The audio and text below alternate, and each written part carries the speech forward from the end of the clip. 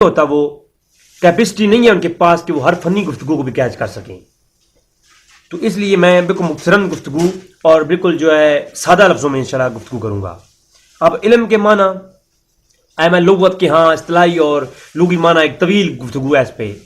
اسی طرح بعض نے یہ کہا کہ ہم علم کے معنی کرنے سے قاصر ہیں، وہ ایک الگ موضوع ہے انشاءاللہ. کہ کئی بھائیوں نے کہا تو پھر لفظ علم پر الگ سے پھر 1 گھنٹے کی گفتگو ہو جائے گی، لفظ علم پر صرف، اور پھر علم کی اقسام، پھر اسی طرح غیب کی بھی الگ قسمیں ہیں، اور غیب کے تو الگ معنی علماء نے بیان کیے، اس پہ تفسیر ایک طویل جو ہے نا گفتگو ہے.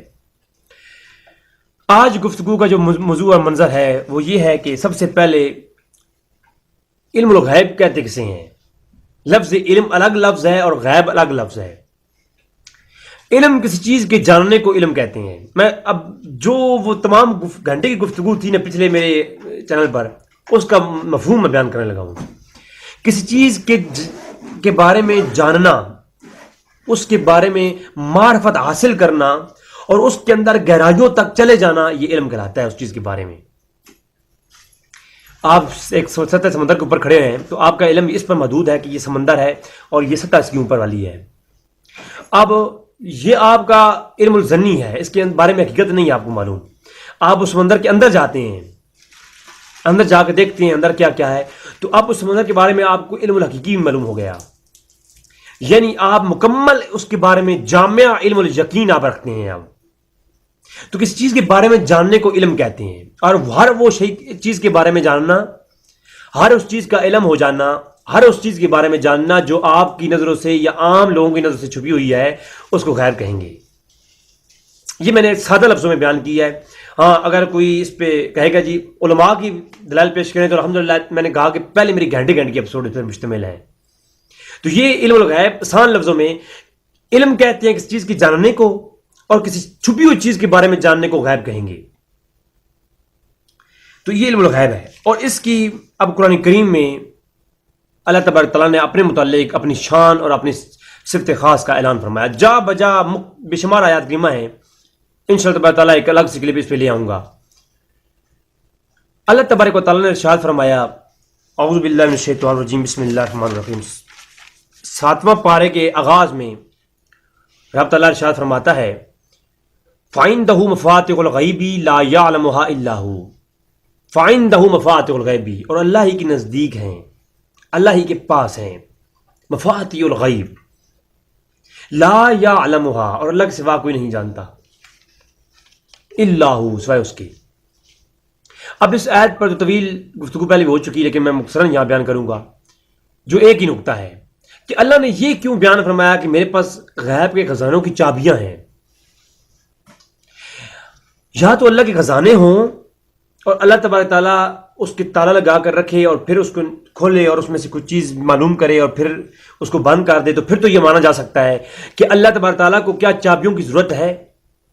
اللہ کی وہ ذات ہے جو ان چیزوں سے پاک ہے، بند کرنے سے پاک ہے، کھولنے سے پاک ہے، دروازوں سے پاک ہے، لاک کرنے سے پاک ہے، لاک کھولنے سے پاک ہے. جب اللہ کی ذات خزانوں کی چابیاں بنانے سے ہی پاک ہے اور چابیاں رکھنے سے ہی پاک ہے، چابی تب رکھی جاتی ہے جب اس کی حفاظت نہ کی جا سکے، اور چابی بنائی اس لیے جاتی ہے کہ یا پھر اس چیز کو، اس خزانے کو کسی اور کے حوالے کرنا ہو. میں اس پہ آلریڈی بڑی گفتگو کی الحمدللہ، زیادہ گفتگو نہیں کروں گا، اشارہ دے کے جا رہا ہوں. چابی اس لیے ہوتی ہے، بندے اپنے کے لیے نہیں ہوتی، اس لیے ہوتی ہے کہ چابی کسی خزانے کو لگاؤ یا تو چوری کرنے کا خطرہ ہو. ایک تو یہ ایک چیز یہ ہے، میرا خزانہ ہے، چوری ہو جائے گا تو میں تالا لگا کے چابی رکھوں گا. دوسری چیز یہ ہے کہ میں نے اس کی وراثت کسی کو دینی ہے، تھوڑی ہی دینی ہے، زیادہ نہیں دینی، لیکن تھوڑی ہی دینی ہے.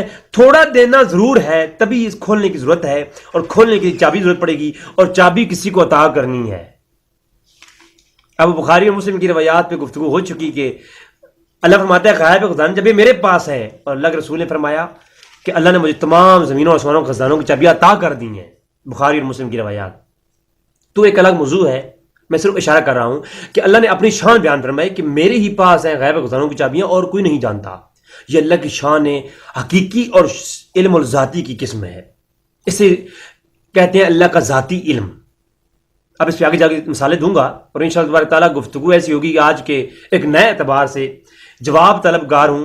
ہاں، میں اکثر کہا کرتا ہوں کاش اس تحقیقی راستے میں جو مجھے لوگ میرے راستے میں آتے ہیں، مجھے دھمکیاں دیتے ہیں یا اس طرح کی، تو میں اس راستے میں مر گیا نا اگر، تو میرے لیے خوش قسمتی سی اور چیز کیا ہے، میں بندے فقیر کے پاس اور ہے ہی کیا؟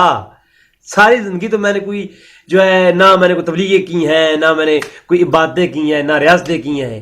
اگر دین کے نام پہ اس دنیا سے چلا جاؤں اور اس دین کے نام پہ تکلیف ملتی ہے نا، تو اس کی لذت بھی اپنی ہے، اور میرے لیے کوئی پہلی بات بھی نہیں ہے۔ سب لوگ جانتے ہیں مجھے، جو سنتے ہیں مجھے، جو پرسنل طور پر جانتے ہیں، میں سن 2011 سے اس معاملے میں کئی تکلیفیں اٹھائی ہیں، تو یہ میں خوشی سمجھتا ہوں، وہ میرے لیے تکلیف نہیں ہوتی۔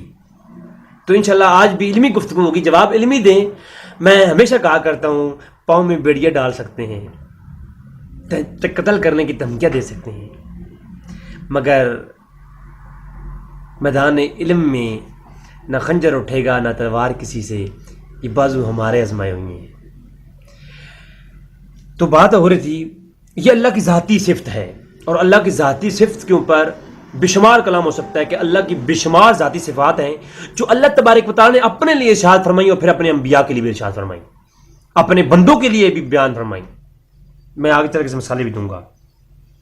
تو یہ اللہ کی ذاتی صفت ہے۔ اللہ فرماتا ہے کہ لا یعلمھا، اللہ اور کوئی نہیں جانتا، اور اسی طرح اپنی ذاتی صفت کا اقرار صرف اپنے سے نہیں کروایا، ہمیشہ اللہ اپنے توحید کا اقرار اپنے محبوب کی زبان سے ادا کرواتا رہا۔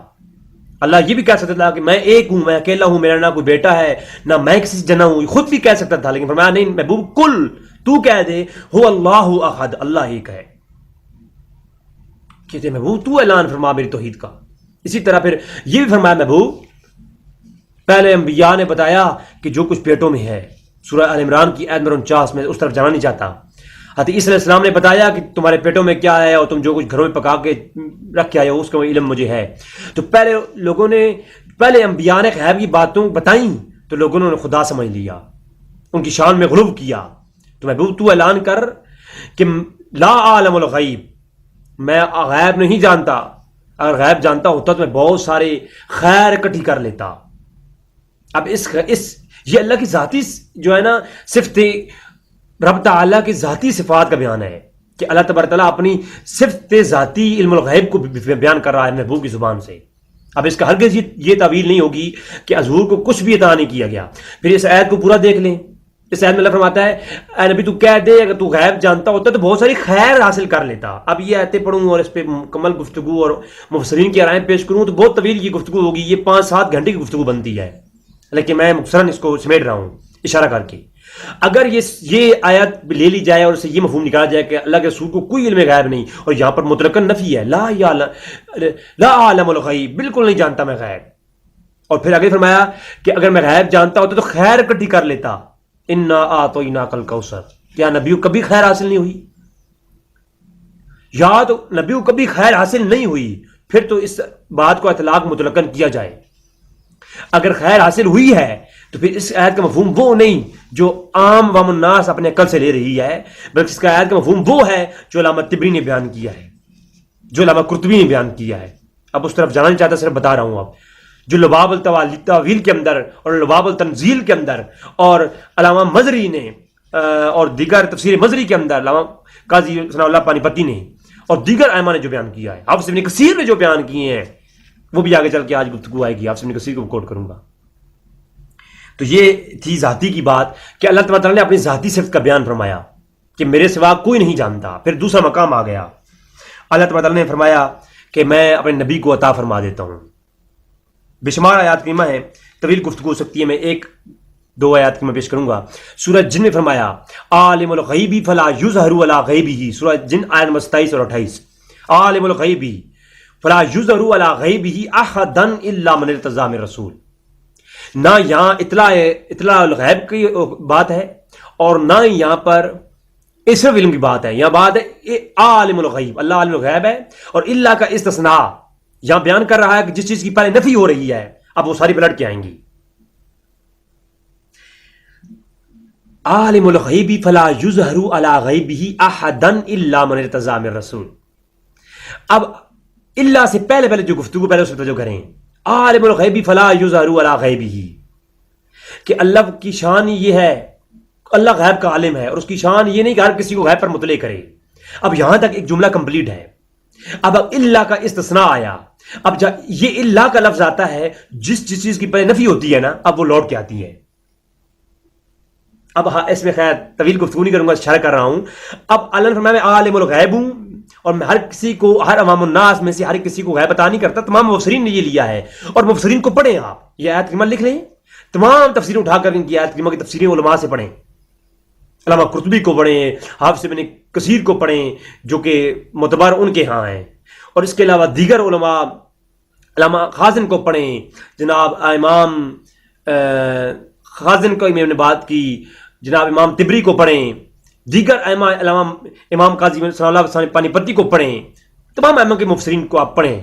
ٹھیک ہے، علامہ بیضاوی ہو گئے، علامہ حقی ہو گئے، تمام علماء کو پڑھیں. آپ ان آیات کو لکھ لیں.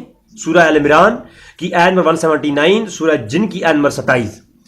تو فرمایا جس چیز کی نفی کی عالم الغیب، اور پلٹ کر آئی بات، فرمایا الا من ارتضی من رسول، اللہ غیب کا عالم ہے، ہر کسی کو عطا نہیں کرتا، مگر الا من ارتضی من رسول، اپنے رسولوں کو عطا، مرتضی رسولوں کو عطا کر دیتا ہے. اب مرتضی رسول کون ہے، فیصلہ آپ کر لیں. تو اب عطا کرنا آیا تو ہمارا یہ عقیدہ ہے، اللہ کی عطا سے نبی کریم صلی اللہ علیہ وسلم علم و غیب پر مطلع ہیں. اب کوئی کہے جی یہ اطلاع الغیب ہے، تو اطلاع الغیب کیا ہے؟ اگر اطلاع الغیب بھی مانیں تو پھر بھی آپ غیب ماننا پڑے گا، حضور کے لیے علم الغیب ماننا پڑے گا، کیونکہ علم الغیب کی اطلاع کرنا اطلاع الغیب ہے. غیب کا علم نبیوں کو اطلاع کرنا، اطلاع ایک وہ برتن ہے، وہ واسطہ ہے جس کے ذریعے علم الغیب ایک ہستی سے دوسری ہستی تک جاتا ہے. اطلاع وہ خبر ہوتی ہے، اطلاع وہ ذریعہ ہے جو آپ کو ایک آپ کی علمی چیز کو ایک جگہ سے دوسری جگہ لے کے جاتا ہے. تو لہٰذا اطلاع الغیب بھی مانو تو اطلاع الغیب کیا ہے؟ اطلاع الغیب یہ ہے کہ علم الغیب کی اطلاع کرنا. جی، اور ہمارا تو عقیدہ ہے اللہ کی عطا کے بغیر کوئی علم الغیب نہیں رکھتا. بلکہ ہمارا عقیدہ کیا ہے، ہمارے علماء نے فتوے دیے ہیں. ملا علی قاری رحمۃ اللہ علیہ، پرانے امام کعبہ، بہت بڑے امام گزرے، وہ آپ فرماتے ہیں شرح فقہ اکبر کے اندر، وہ کہتے ہیں جو بندہ ذاتی غیب انبیاء کے لیے مانے وہ کافر ہے. جی، جو یہ کہے ذاتی علم الغیب نبی کے لیے مانے وہ کون ہے؟ وہ کافر ہے. تو ذاتی علم غیب ہم نہیں رکھتے، کوئی عقیدہ کسی مسلمان کا نہیں ہے. میں اہل سنت کے منہج کی بات کر رہا ہوں، نہ بریلویوں کی، نہ دیوبندیوں کی، نہ شیعہ کی. تو یہ عقیدہ قرآن سے عین مطابق ہے. اب اس پہ کوئی کہے جی یہ کیسے ہو سکتا ہے، اللہ تعالیٰ نہیں کرتا، تو میں آپ کو یہ کہتا ہوں، مجھے بتائیں، آپ سنتے ہیں نا، اللہ فرماتا ہے انہ هو السمیع البصیر، اللہ ہی ہے جو سنتا ہے اور جانتا ہے، دیکھتا ہے. اب اللہ دیکھنے والا ہے، اللہ سننے والا ہے، یہ اللہ کی صفت ہے. اب اللہ نے مکمل اختیار کے ساتھ یہ صفت بندوں کے لیے ارشاد فرمائی، وَدِّ النَّاسُ سَمِيعًا بَصِيرًا، اور جو یہ لوگ ہیں ان کو میں نے سمیع و بصیر بنایا ہے. اور یہ اتنا کہہ کے اختیار دے دیا، جب میرے دل چاہتا ہے میں یوں دیکھتا ہوں، جب میرا دل چاہتا ہے میں اس چیز کو دیکھتا ہوں. اب میں یہ چیز نہیں دیکھنا چاہتا، میں نہیں دیکھتا. اب جب میں اس چیز کو دیکھنا چاہتا ہوں، جاننا چاہتا ہوں، میں دیکھتا ہوں. یعنی مکمل اختیار کے ساتھ اللہ نے مجھے سماعت بھی دی ہے اور بصارت بھی دی ہے. تو جب جس طرح اللہ نے مجھے، اللہ سمیع و بصیر ہے، اللہ کی صفت سمیع البصیر ہے. اب اللہ نے اسی شان، جو اللہ کی جو شان ہے اس شان کے ساتھ کوئی سمیع البصیر نہیں ہے، لیکن اللہ کی صفت تو ہے. یہ اللہ نے اپنے بندوں کو سمیع بصیر بنایا ہے جس طرح بندوں کی شان ہے، اور اس طرح بندے اپنے اختیار کے ساتھ اسے استعمال کرتے ہیں. اسی طرح ہم کہتے ہیں علم الغیب بھی نبی کریم صلی اللہ علیہ وسلم کو عطا ہوا ہے، اور وہ جس طرح ان کی شان ہے وہ اس طرح توجہ فرماتے ہیں، ان کے علم میں وہ چیز آ جاتی ہے. ہاں، حضور کی توجہ کسی چیز پہ نہ ہو، حضور کا علم غیب جو ہے، حضور جو علم ہے وہ توجہ اور عدم توجہ کی بنیاد پر ہے. جب حضور کسی طرف توجہ فرماتے ہیں وہ حضور کے علم میں آ جاتی ہے. کسی طرف توجہ نہ ہو اور حضور کے علم میں نہیں ہوتی. جب کوئی شخص کہہ دے، سوال کر لے، حضور کی توجہ اس طرف جاتی ہے، فوراً حضور کی قلب اطہر پر وہ چیز، اس کا علم کا انکشاف ہو جاتا ہے. آگے چل کے دلائل آئیں گے انشاءاللہ تبارک تعالیٰ. تو یہ چیز ہے. اللہ فرماتا ہے المالک القدوس السلام المومن. اب المومن یہ اللہ کی صفت ہے. قرآن میں اللہ کہتا ہے میں مومن ہوں. اللہ قرآن میں کیا کہتا ہے خود کو؟ میں مومن ہوں. اب اللہ کی صفت ہے، اور اللہ کی صفات اگر کسی اور میں مانی جائے کسی شرک ہوتا ہے بقول بھائیوں کے. تو اب مجھے یہ بتائیں کہ اللہ فرماتا ہے کہ میں مومن ہوں، اور آج ہم سب کہتے ہیں مومنین ہیں. قرآن کریم نے ہمیں مومنین کہا ہے، المومنین والمومنات. تو یہ دوسری مثال، کثیر مثال اس طرح میں 22 سے زیادہ صفات قرآن کریم سے دکھا سکتا ہوں. جو اب اللہ فرماتا ہے میں رؤوف رحیم ہوں. باقی دوسرے مقام پر فرمایا نبی کریم صلی اللہ علیہ وسلم کو میں جو ہے رؤوف رحیم بنا کر بھیجا ہے. تو اب نبی بھی رؤوف رحیم، اللہ بھی رؤوف رحیم. تو اب فرق یہ ہے، اللہ حقیقی رؤوف رحیم ہے، حضور مجازی رؤوف رحیم ہے. اللہ حقیقی طور پر ذاتی طور پر یہ صفت رکھتا ہے، اللہ کی عطا سے انبیاء رکھتے ہیں، یہ عطائی ہے. اب یہ چیز معلوم ہو گئی نا، اللہ کی چیز ذاتی ہوتی ہے، اور یہ جو کچھ بندوں میں ہے، انبیاء میں ہے، اولیاء میں ہے، یہ اللہ کی عطا سے ہے. جی یہ عطائی اور یہ جو پھر فرق ہیں جو آپ کو سمجھ آ گئی ہوگی بات. اس موضوع پر میں کہوں گا کہ تمام اپنے مسلمان بھائیوں کے لیے کہ آپ لوگ حافظ ابن تیمیہ جو کہ اہل سنت کے اندر تو بعض علماء نہیں بھی تسلیم کرتے، لیکن جو کہ دیوبند حضرات ہیں یا وہ حضرات بالکل محبت کے ساتھ ان کو مانتے ہیں، تو حافظ ابن کثیر کے استاد تھے حافظ ابن قیم. حافظ ابن کثیر 774 ہجری میں گزرے، حافظ ابن قیم 751 ہجری میں گزرے، اور ان کے استاد تھے حافظ ابن تیمیہ، وہ 727 ہجری میں گزرے.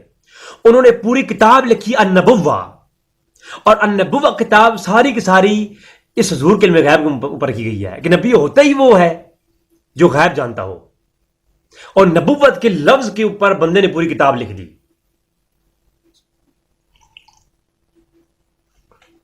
اب مجھے آپ بتائیں کہ حافظ ابن تیمیہ نے علم غیب کے اوپر پوری کتاب لکھ دی. تو یہ چیز ہے. اب ہم مجھ سے جو پوچھتے ہیں کہ جو کچھ چھپا ہے وہ غیب ہے، جو کچھ چھپا ہوا ہے وہ غیب ہے، تو نبی کریم صلی اللہ علیہ وسلم کو صرف جو قرآن کی وحی نازل ہوئی وہی علم ہے، جو اللہ کی طرف سے وحی نازل ہوئی وہی علم ہے. اس کے علاوہ اللہ تبارک تعالیٰ نے اپنے نبی کو کوئی اور علم خاص عطا نہیں فرمایا. حالانکہ اس پہ قرآن کریم کی کئی آیات آگے چل کے آئیں گی، لیکن میں سب سے پہلے تمہیدن جو ہے گفتگو کے تو دوران ابھی کچھ چیزیں بیان کروں گا. ابھی تمہیدی گفتگو جاری ہے، ابھی موضوع کیوں بتایا آیا نہیں ہوں میں، ابھی تمہیدن گفتگو جاری ہے. سب سے پہلے میں کچھ سوالات اپنے بھائیوں کی برگاہ میں رکھوں گا. مجھے صرف ان سوالات کے جواب چاہیے. اگر صرف قرآن کے اندر جو آیا جو وحی کا نزول ہوا اور جو جبرائیل امین وحی لے کے آتے تھے وہی غیب ہے، اس کے علاوہ کچھ نہیں، تو پھر میں اپنے بھائیوں سے ہاتھ جوڑ کر کے کچھ قرآن پیش کرتا ہوں، کچھ حدیث پیش کرتا ہوں. ابھی یہ تمہیدی گفتگو ہے، ٹاپک آگے آئے گا چل کے.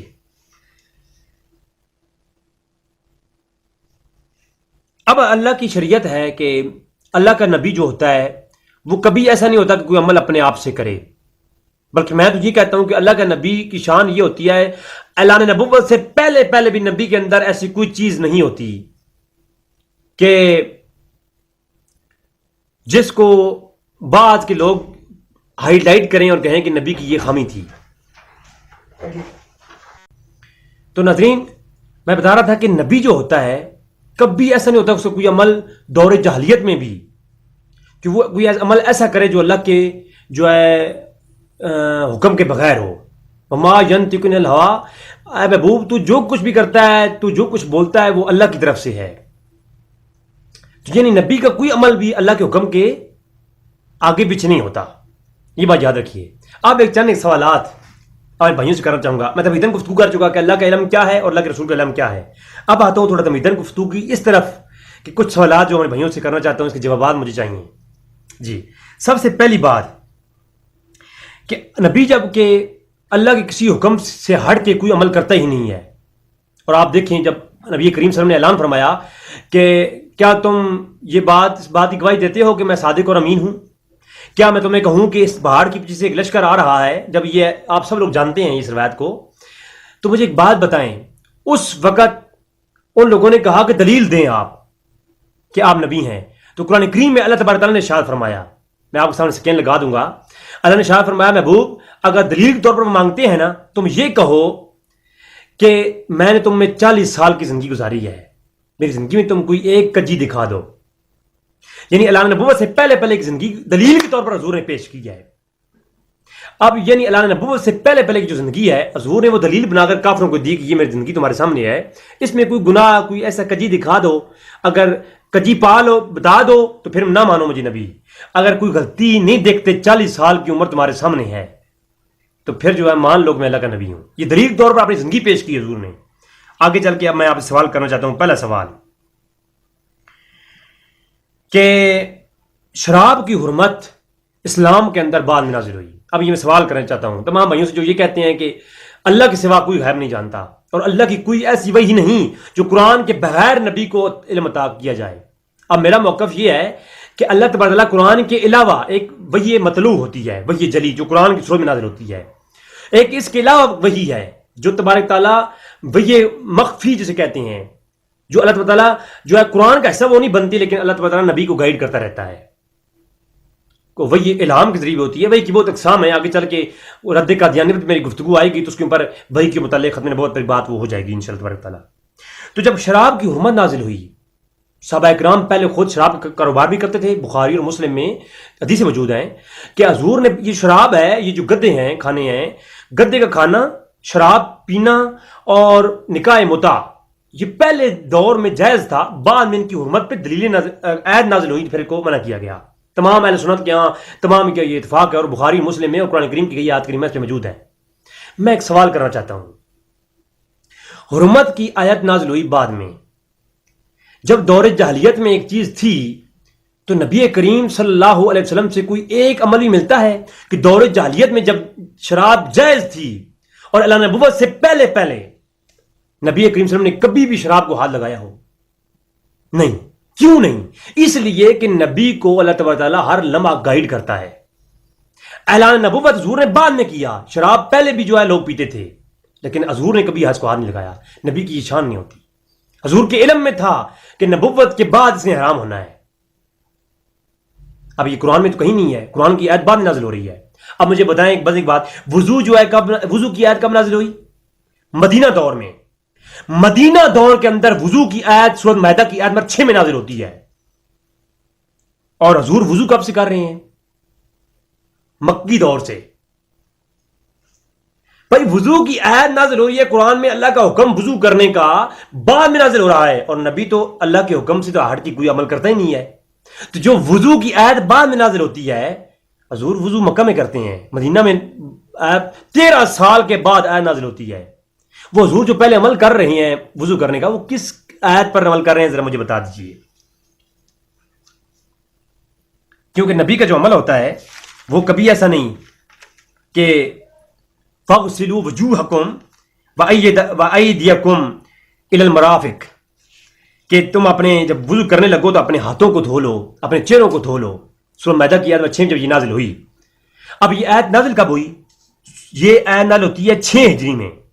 وضو کا حکم نازل ہوا اور حضور 13 سال قبل مکہ میں وضو کرتے ہیں. اب یہ حکم بعد میں آتا ہے، حضور عمل پہلے کرتے ہیں. یہ علم کہاں سے آ رہا ہے؟ یہ وہ علم ہے جسے علم الغیب کہتے ہیں. اور اللہ تبارک تعالیٰ آیت عوام کے لیے نازل ہوئی، جو ہے آیت امت کے لیے نازل ہوئی ہے. آیت قرآن کی صورت میں پوری امت کی ترتیب اور اس کی تربیت کرتی ہے. قرآن پوری امت کی تربیت کرتا ہے جبکہ اللہ تبارک تعالیٰ نبی کی تربیت پہلے سے کرتا ہے.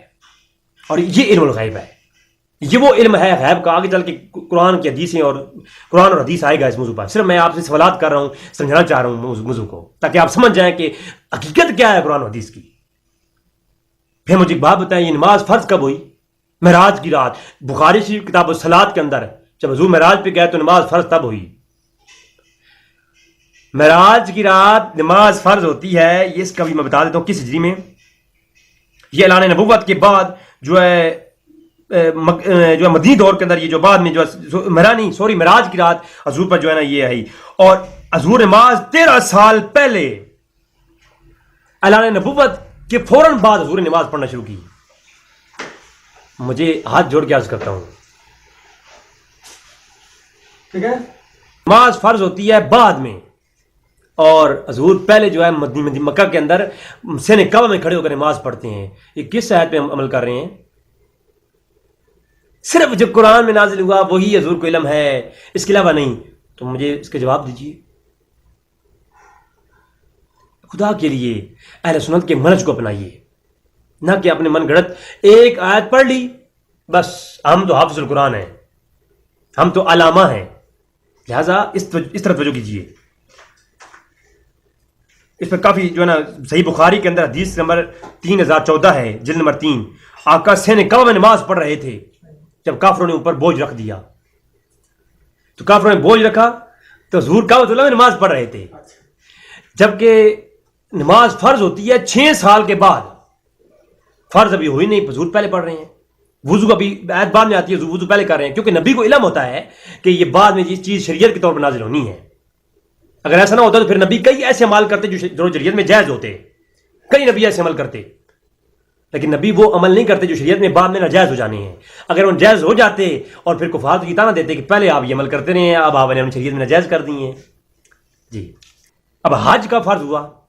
حج فرض ہوا 6 ہجری میں کے بعد، اور ہجرت کے بعد ان 6 ہجری میں حج فرض ہوا. مکہ کے زمانے میں حضور حج کیا کرتے تھے. بخاری کی روایت ہے کتاب الحج کے اندر 1581 نمبر. حج فرض ہوتا ہے 6 ہجری کو، حضور اس سے پہلے ہی حج کرتے ہیں. بلکہ صحیح بخاری کے اندر 1581 نمبر روایت کتاب الحج کے اندر یہ واضح طور پر بتاتی ہے کہ صحابہ کرام کہتے ہیں ہم میدان عرفات میں جو ہے دوران حج حضور نے وقوف کیا. اب یہ طویل حدیث ہے، میں آپ کو مختصراً بیان کر رہا ہوں کہ دوران حج حضور نے عرفات کے پر وقوف کیا. ابھی حج کی 6 ہجری حج جو ہے نا وہ ہوا، فرض ہوا اس سے پہلے پہلے. اب کوئی یہ کہہ سکتا ہے یہ تو دور جاہلیت کا حج تھا. دور جاہلیت میں بھی لوگ حج کرتے تھے نا، تو کوئی یہ کہہ سکتا ہے یہ دور جاہلیت کا حج تھا. تو ارے دور جاہلیت میں جو وقوف تھا وہ تو مزدلفہ میں ہوا کرتا تھا، وہ میدان عرفات میں وقوف ہوا نہیں کرتا تھا. دور جاہلیت کا وقوف حج جو تھا وہ عرفات نہیں تھا، مزدلفہ تھا. تو حضور جو وقوف عرفات کرتے ہیں حج کے دوران، وہ بھی حج کی آیات اور حج کا فرض ہونے سے پہلے پہلے، تو وہ حضور یہ یعنی حضور کے علم کی شان ہے کہ ابھی آیات نازل نہیں ہوئی، ابھی شریعت بن کے وہ اتری نہیں ہے. حضور کے علم اللہ تعالیٰ نے پہلے ہی یہ عطا فرما رکھا ہے کہ اے نبی آپ وقوف عرفات کریں، کیونکہ بعد میں یہ شریعت بن کر کے آپ کی امت کے اندر راج ہوگا. تو شریعت جو ہے وہ امت کے لیے ہوتی ہے، اور یہ آیات جو قرآن نازل ہوا یہ امت کے لیے ہے. بے شک یہ حضور کا علم ہے، اس کے اندر بھی حضور کا وقتاً فوقتاً آیات نازل ہوتی گئی، حضور کا علم میں اضافہ ہوتا گیا. اہل سنت کا یہی عقیدہ ہے کہ قرآن نازل ہوتا رہا حتیٰ کہ جب یہ آیات نازل ہوئی کہ وَعَلَّمَكَ مَا لَمْ تَكُنْ تَعْلَمْ وَكَانَ فَضْلُ اللَّهِ عَلَيْكَ عَظِيمًا، تو حضور پر تمام علوم جو ہے حضور کو عطا کر دیے گئے. وہ بھی حق ہے، لیکن میں یہ کہتا ہوں کہ ابھی شریعت نازل نہیں بھی ہوئی، حضور کو اس کا پہلے جو ہے علم ہے. ایسا ہو نبی کی یہ شان ہوتی ہے، نبی کا یہ مقام ہوتا ہے. ایسے نہیں کہ نبی پہلے زمانے میں دور جاہلیت کے کاموں کو اپنا لے اور بعد میں جب نبوت عطا ہو اور نبوت کا اعلان کرے. نبی نبوت تو پہلے کی ہوتی ہے نا، اعلان کرنا ہوتا ہے. تو جب نبی اعلان کرے نبوت کا اور پھر وہ دور جاہلیت کے نظام کو ترک کرے، ایسا نہیں ہوتا. نبی ہوتا ہی ہو جو پیدائشی پیدا ہو تو وہ سراپا شریعت ہو. جی تو 15 سال فرض حج ہونے سے 15 سال پہلے حضور جو ہے وہ وقوف عرفات کرتے ہیں، اور وقوف عرفات کا جو شرعی حکم ہے وہ بعد میں نازل ہوتا ہے. تو مجھے اس بارے میں سمجھائیں نا، کون سی آیات پر نبی عمل کر رہا ہے، کون سے احکام جو نازل حضور پہ ہوئی ہیں اس پہ نبی عمل کر رہا ہے. ابھی اللہ نے نبوت کیا ہے، ابھی قرآن کی آیات نازل نہیں ہوئی، ابھی فرائض ہونا وجوب ہونا لازم نہیں آیا، ابھی نبی عمل کر رہا ہے، اس کا کوئی ثبوت ہے نہیں. تو کیا نبی اللہ کے حکم کے بغیر کسی چیز پہ عمل کر سکتا ہے؟ کبھی نہیں کر سکتا. نبی اللہ کی اطاعت کرتا ہے ہر لمحہ ہر گھڑی، اور خصوصاً اعلان نبوت کے بعد. اچھا پھر پوری دنیا کا اتفاق ہے بیت المقدس پہلا جو قبلہ ہے، پھر اس پہ پوری تمام امت کا اس پہ اتفاق ہے کہ پہلا جو قبلہ تھا وہ بیت المقدس تھا. پھر جب سورہ بقرہ کی آیت نمبر 144 نازل ہوئی، قد نرا تقلب وجهك في السماء ولنولينك قبلة ترضى، جب وَلَنُوَلِّيَنَّكَ قِبْلَةً تَرْضَاهَا جب یہ آیت نازل ہوئی تب پہلے قبلے سے ہٹا کر کے دوسرے قبلے کی طرف حضور کی رضا پر یہ تعویل قبلہ ہوئی، قبلے کو چینج کیا گیا، بیت المقدس کی طرف سے رخ ہٹا کر کے حضور نے کعبۃ اللہ کی طرف کیا. یہ پہلی آیات نازل ہوئی. تو میں یہ کہتا ہوں بڑی محبت کے ساتھ کہ بخاری شریف کتاب الصلاۃ میں 390 نمبر روایت ہے کہ ہجرت مدینہ کے بعد 16 ماہ تک بیت المقدس کی طرف حضور منہ کر کے نماز پڑھتے رہے. تو ناظرین ابھی آپ خود دیکھیں کہ کعبۃ اللہ جو قبلہ بنا ہے اس سے پہلے بیت المقدس کی طرف جو ہے رخ کر کے نماز پڑھنا یہ کس جگہ کا حکم ہے؟ کون سی آیت میں یہ حکم نازل ہوا تھا کہ حضور پہلا قبلہ جو نماز کے لیے حضور نے منتخب کیا وہ کون سی آیت پر عمل تھا؟ مجھے بتائیں نا. 16 ماہ جو حضور بیت المقدس کی طرف منہ کر کے قبلہ بنا کر کے نماز پڑھتے رہے ہیں، قرآن میں آیت ہے؟ نہیں. قرآن میں صرف ایک ہی قبلے کے متعلق آیت ہے کہ بیت المقدس کی طرف سے رخ ہٹائیں اور ادھر اپنی تیری رضا یہ ہے تو قبلہ چینج کر دیتے ہیں. تو نبی کی رضا کے اوپر یہ قبلہ چینج کیا گیا، لیکن پہلے جو قبلہ تھا وہ کسی شریعت میں کسی جگہ پہ وہ اس کا حکم نہیں آیا. تو نماز فرض ہونے کے بعد بھی بیت المقدس کی طرف منہ کر کے نماز کا پڑھنا کس آیت کے اوپر نبی کا عمل تھا؟ یہ حضور کا وہ علم ہے جو اللہ تبارک تعالیٰ ڈائریکٹ اپنے نبی کو عطا فرماتا ہے. اس پہ کافی کلام کیا جا سکتا ہے. میں تمہیدن یہ چیزیں آپ کو پیش کی تاکہ آپ کے ذہن میں یہ بات بیٹھ جائے کہ اسی طرح کے اور یہ ایک علوم ہے اللہ تبارک تعالیٰ جو نبیوں کو عطا فرماتا ہے جو شریعت کا حصہ نہیں ہوتے، لیکن ہر چیز کا علم نبی کو عطا کر دیتا ہے اللہ تبارک تعالیٰ. ابھی کمال کا شریعت میں نزول کا ان کا ہونا بعد میں آتا ہے، نبی خود بخود پر اس پہ عمل کرتا ہے. یہ کیسے ممکن ہے؟ جی آتے ہیں اپنے ٹاپک کی طرف. اب آتے ہیں دلائل کی طرف. سب سے پہلے میں نے آپ کو بتایا کہ اللہ کا ذاتی علم ہے، اور مولا علی قاری نے فتویٰ دیا کہ جو اللہ کے ذاتی علم کہ جیسا کسی اور کے لیے علم مانے وہ کافر ہے. ٹھیک ہے، اللہ کی عطا سے نبی غیب جانتے ہیں، یہ عقیدہ رکھنا ہے، اور یہی عقیدہ ہمارے اسلاف کا رہا ہے اور یہی ہے. تو سب سے پہلے آپ کے سامنے پیش کرتا ہوں، اس کے اندر یہ اعلان ہوا وَلَا يُحِيطُونَ بِشَيْءٍ مِّنْ عِلْمِهِ إِلَّا بِمَا شَاءَ. اب جب یہ آیت آئی کہ اور اس کی معلومات میں سے کسی چیز کا بھی احاطہ نہیں کر سکتے مگر جس قدر وہ جسے چاہے. سورہ آیت الکرسی کے اندر یہ حکم ہوا کہ اللہ کی جو علم ہے